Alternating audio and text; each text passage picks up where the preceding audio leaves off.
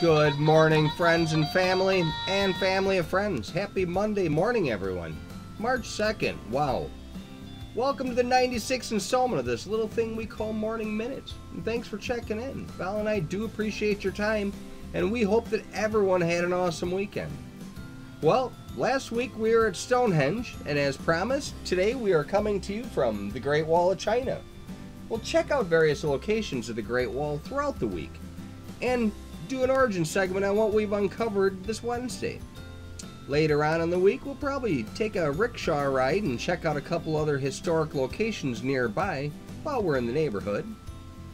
Sunrise will be at 6:30 this morning, and sunset will be at 5:46, giving us 11 hours and 16 minutes of glorious daylight to enjoy today. Presently, it's 35 degrees outside, plus or minus a little bit depending on exactly where you live.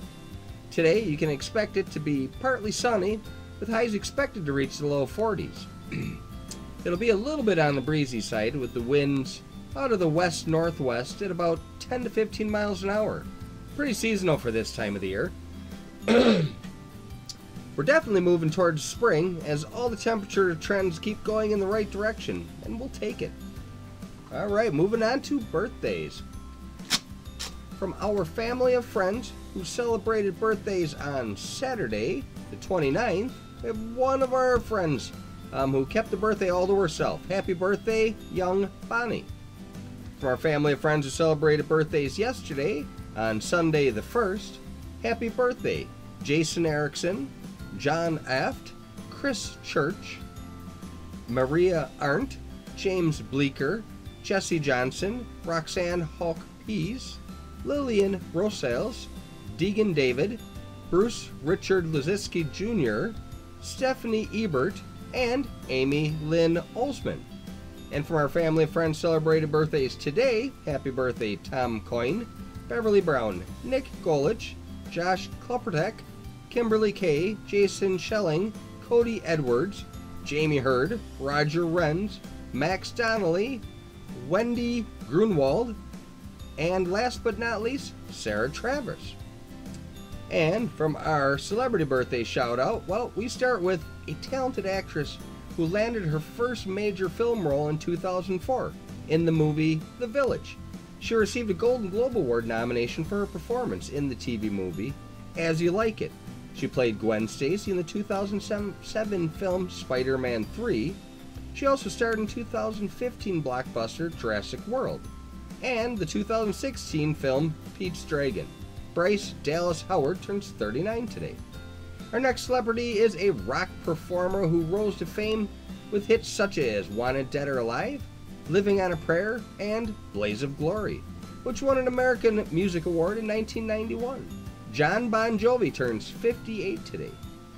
Our next celebrity shout out is for an actor who was nominated for a BAFTA Award for his debut as James Bond in Casino Royale in 2006. He then went on to portray Bond in 3 more films, Quantum of Solace, Skyfall, and Spectra. Daniel Craig turns 52 today. And although he's no longer with us, this American author and cartoonist wrote 46 children's books under the pen name Dr. Seuss that have and will endure for years to come. His most notable works include The Cat in the Hat from 1957, How the Grinch Stole Christmas from 1957, and Green Eggs and Ham from 1960.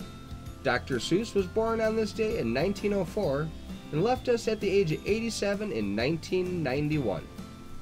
Alright, let's move on to a little bit of history. On this day in 1933, the movie King Kong, telling the tale of a giant ape and his love for a beautiful woman, played by Fay Wray, opens in New York City to a sellout crowd, setting an all-time attendance record for an indoor event. Albeit a little bit corny at some points, the special effects were really pretty good for the time. This franchise has stood the test of time, and has a few good sequels and remakes since its original version. Most recently, Kong Skull Island, which was a pretty awesome movie. 87 years later, and this movie is still capturing the imagination. In 1972, the Pioneer 10 is launched from Cape Canaveral, Florida. on a mission to Jupiter, the solar system's largest planet. The photos sent back on this trip were the first close-up images of this gassy planet. This mission lasted for quite a while, officially ending in March 31st of 1997. Here's a little fun fact. A golden anodized album plaque was mounted to the spacecraft. It featured the nude figures of a human male and female, along with several symbols that were designed to provide information about the origin of our spacecraft, just in case ET finds it, I guess. And finally, on this day in 2016, U.S. astronaut Scott Kelly and Russian cosmonaut Mikhail Kornikov returned to Earth after spending nearly a year in space. Their 340-day stay on the ISS space station was a new record for time spent there. You know, these are baby steps into the space exploration, and it's just exciting. Heck, Belle and I watched a show about 3D printers over the weekend, and that technology is going to play such a huge role in so many different ways. It's just an exciting time to be alive. And from our comedy corner, what kind of birds stick together? Velcros. Alright, today is National Teen Mental Awareness Day, National Read Across America Day, National Banana Cream Pie Day, and National Old Stuff Day. Okay, we looked it up. National Old Stuff Day.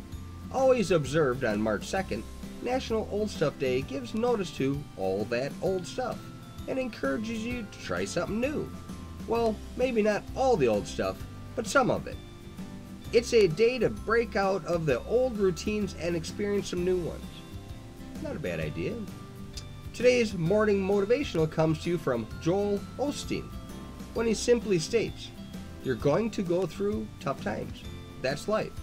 But I say nothing happens to you, it happens for you. See the positive in negative events." I love it. I do. Our real estate topic of the day is pre-approval. Getting a pre-approval requires a home buyer to fill out an application that allows a lender to determine their financial situation, including their debt-to-income ratio, their ability to repay, and creditworthiness. Once this is in hand, the lender can give a buyer a letter stating the exact amount that they have been pre-approved for, along with the total sale price they are pre-approved for as well. The letter will usually indicate both the buyer's estimated down payment along with a potential interest rate. Because it's much more thorough than a pre-qualification letter, most sellers prefer to see a pre-approval letter with an offer. And I think most agents would agree with Belle and I that this is especially important in today's market. Having a pre-approval letter is a must. When we write an offer on the purchase of a property, we want to make sure we give you the best chance. A good pre-approval letter shows your seriousness and your ability to back up the offer that you just wrote. And that's real estate gold. So, as usual, Belinda and I hope that this helps shed a little bit of light on the topic of pre-approval. Please reach out to us if you have any questions about this or anything else real estate related. We are here for you. We do appreciate the time that you give us each day. Like I said, give us a call if there's anything that we can do for you. Have a great day. Make it an awesome day. You have the power, and we will talk to you tomorrow. We're out here.